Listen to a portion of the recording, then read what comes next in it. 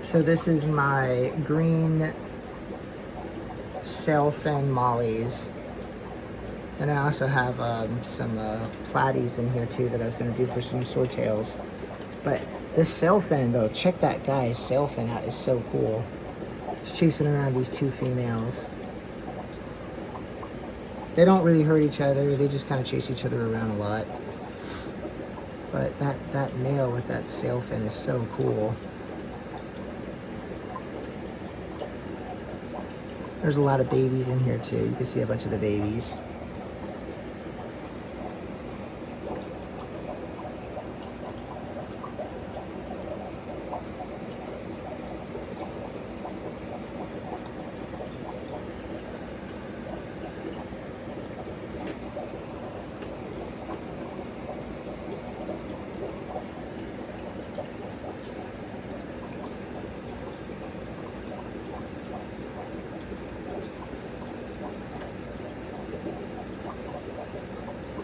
So obviously the little silverfish are the baby sailfins, and the one single orange fish that's swimming in there is a baby. I took some of those other, I think those are called sunset platies, sunset variatus. I think they're variatus platies. There's just one little guy right there.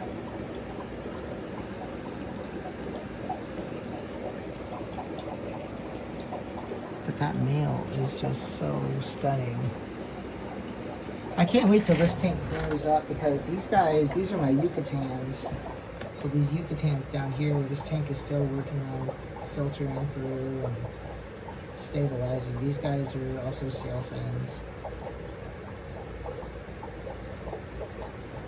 But I really want to take one of these guys, like I don't know, maybe a male or a female, and I'll put them in like a 20-gallon tank with a whole bunch of bright yellow domestic mollies and create some sailfin domestic mollies. That'll be my next project. So something I'm working on here just to kind of show you guys. I hope it comes up on this. So this is my sailfin platy, and these are green sailfins. There's some platies in here. These little blue guys, obviously, but I've got some wild type sailfin platy. Let me say that again. I've got some wild type green swordtails.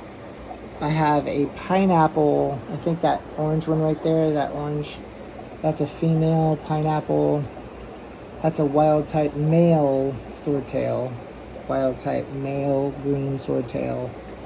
So I've got three or four females. Most of them are the wild type green, and then I have that one red wag sailfin. There is actually one female platy in there still that I need to get out, but I'll get him out later. And then these guys were all born in this tank. I have one red wag platy and a whole bunch of swordtails. So we'll have to see what these guys are going to actually be, because I think these were pregnant when I brought them into the fishery. And these guys here are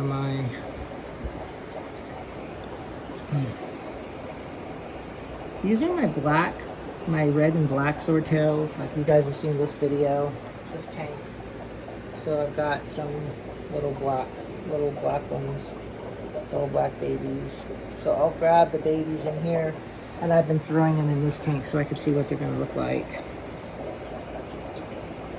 So this is going to just be this group of fish, and I just want to grow them out to see what they're going to look like.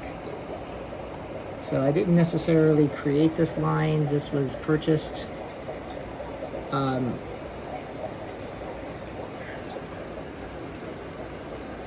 Well, I mean, I've had them for a couple months though. So I purchased the female at Zen Aquatics up in Seattle. So I'm pretty sure the female, you know, from these are, you know, that really big pale looking female from, I say pale, but she is healthy. It's just her color. It's like a pastel peach color. Anyways, moving on. Okay, now this is my weird oddball tuxedo blue, but they also have some red tint to them because these guys were breeding in that big tank behind me. So I want to see what these guys are going to look like, and then I'm going to breed them with some swordtails. And I also have my Ginger Rubin Endlers. So I have Ginger Rubin Endlers in here too.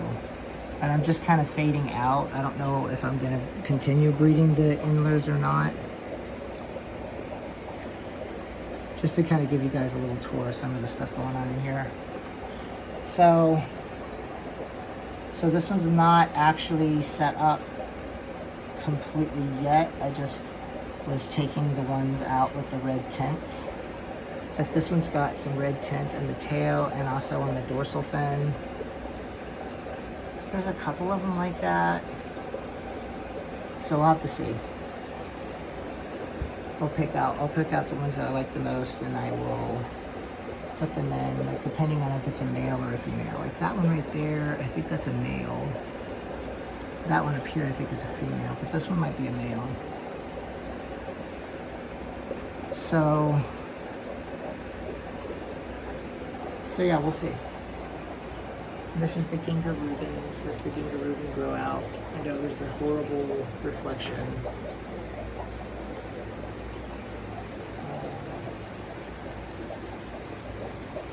These guys, I really need to get these guys out. You know, they haven't really been messing with, this is that angelfish that I got from the club. Someone just gave it to me.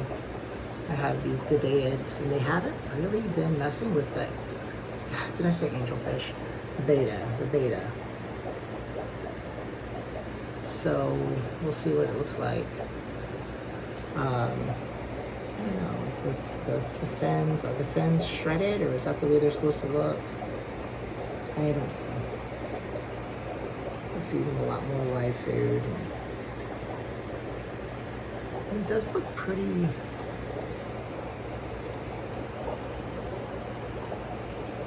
Doesn't look skinny.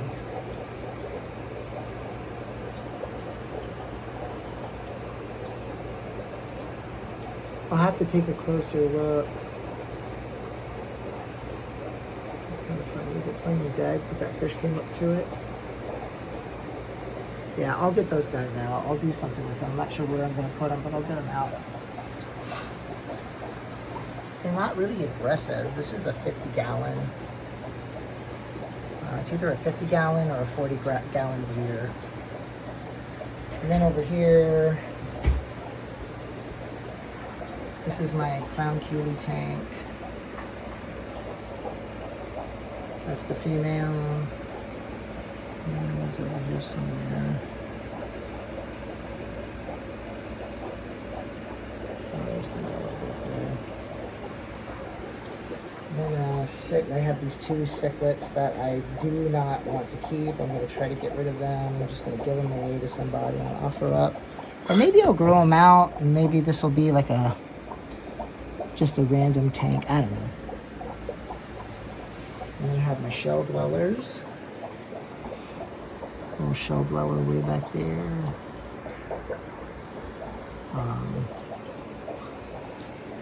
I've got 4 of them in this tank. These guys are really cool. And get this tank more established so I can start getting some babies in there. We'll go around since I'm showing you guys everything. This tank is kind of a mess still, like I was saying. It's still settling. It's got a lot of algae in the water. I've got some random guppies in here. Some endlers and some guppies. Then I also have some corydoras.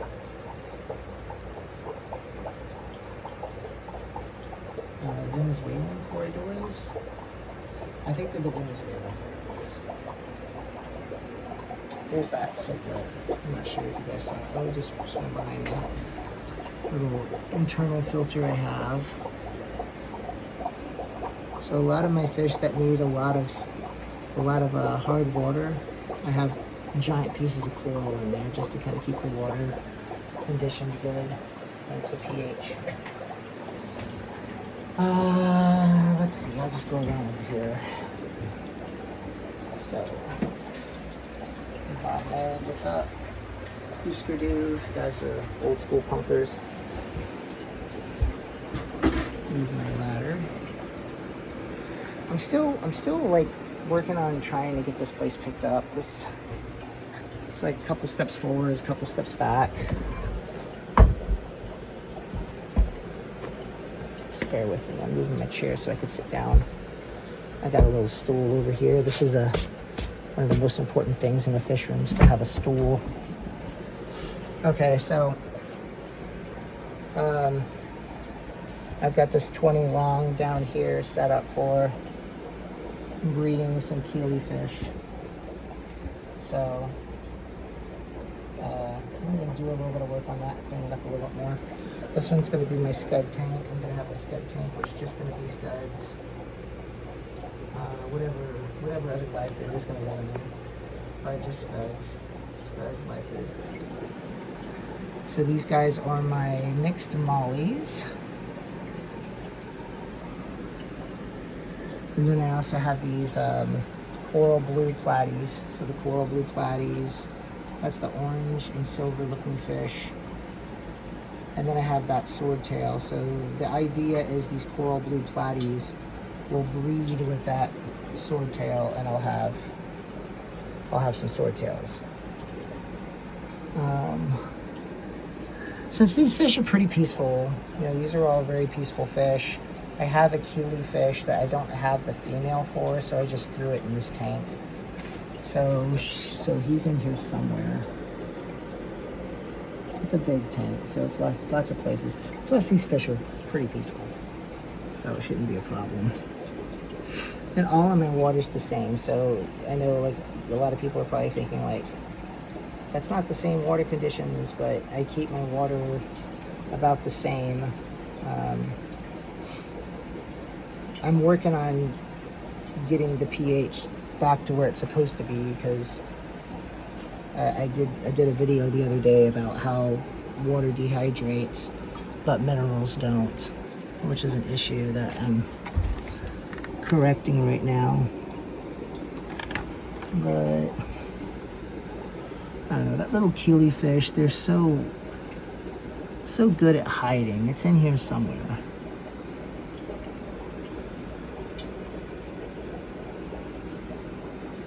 Anyways, yeah, I mean, that's about it, guys. I could do a more official tour later. Like, this is K1, my matin filter, K1 in the back. Water gets sucked in through the filter, comes in here. The K1 is doing all of its stuff. It's like a type of filter media that cleans itself, because old bacteria that starts to die off breaks off of it and falls off, and healthy bacteria continues to grow on it. So it's great stuff. Then of course I just got random junk thrown in here, old pieces of broken up terracotta pots. The air bubbler keeping the K1 moving around. Yeah, so that's about it. I'll do a video of my office tank, because I'm putting some fish in there when I get there. I'm going to be headed there here in a moment. But yeah, we're all good. Everything seems to be working out just fine. Things are looking good.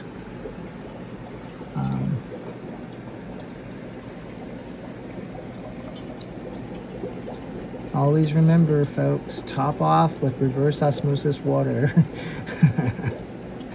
if you're just topping your tank off, you got to be careful with the minerals. You don't want to overdose your tank with too many minerals.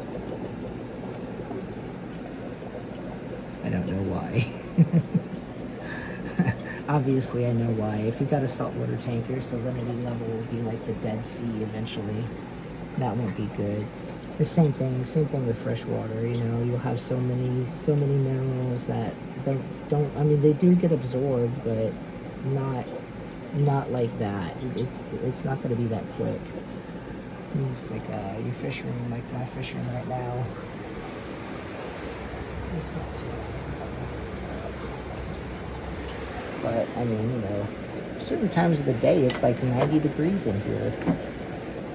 So the fish tanks are like always around the 80s.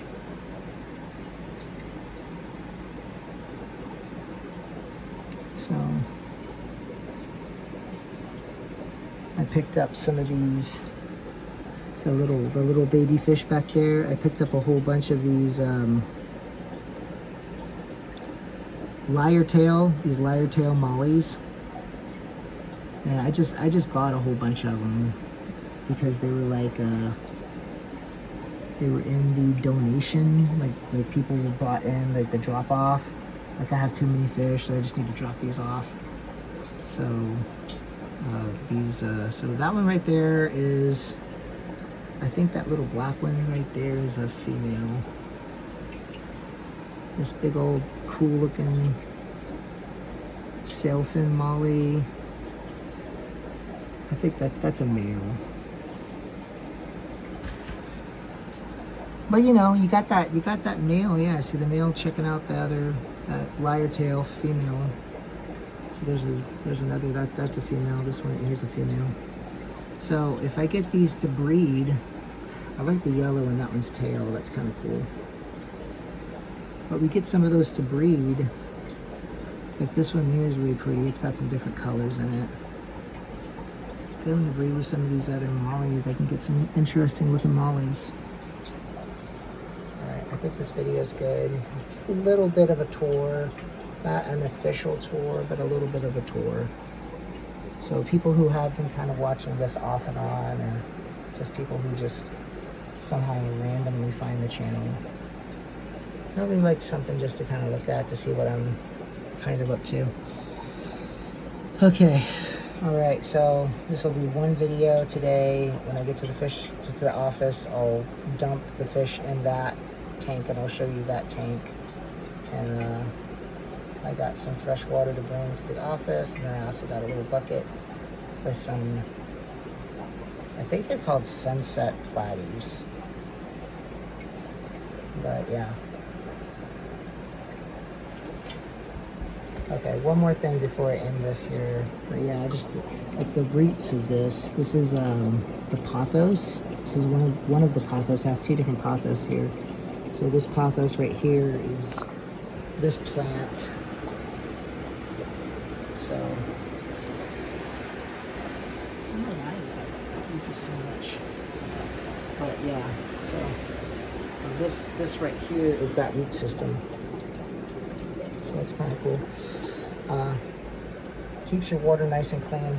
So the minerals I was talking about earlier with the water system, and how water dehydrates. So plants take the minerals out of the water. So that's something just to kind of keep in mind. Is like even though the temperature in the room, water's dehydrating, the minerals are not leaving. But the minerals do leave because this plant is completely outside of the fish tank. So, you know, fish get bigger, they get healthier, so they're taking minerals, they're taking the nutrients out of the water, out of the soil, whatever. So, you know, you got all of the different elements in the water, which will not dehydrate, but the fish will absorb that, and so will the plants, so will the microorganisms, the shrimp,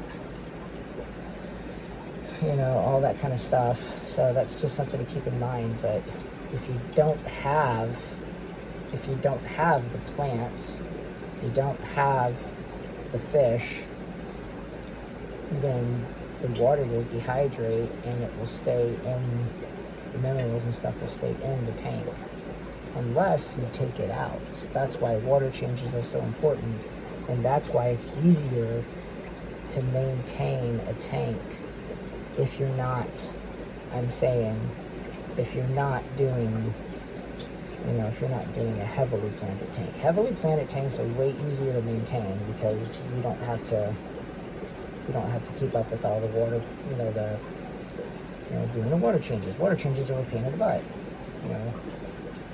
Putting a hose in here, sucking the water out, dumping the water in the bathroom or something, that's a pain in the butt. That's annoying. But this is just, you can use tap water. The tap water, you're still going to have the minerals in there. So top off with reverse osmosis water with no minerals. And then I'm going to do some tests. I got my salty shrimp. So I'm just going to do some little micro dosing of the minerals and stuff from salty shrimp. Make sure the calcium is good, the pH. Check on the pH, make sure the pH is always around 7.5 up, 8, close to 8. Something like that. I'll do some research before I start just throwing things at the wall. But yeah, so that's the idea. But, okay, I'm done. Thanks for watching.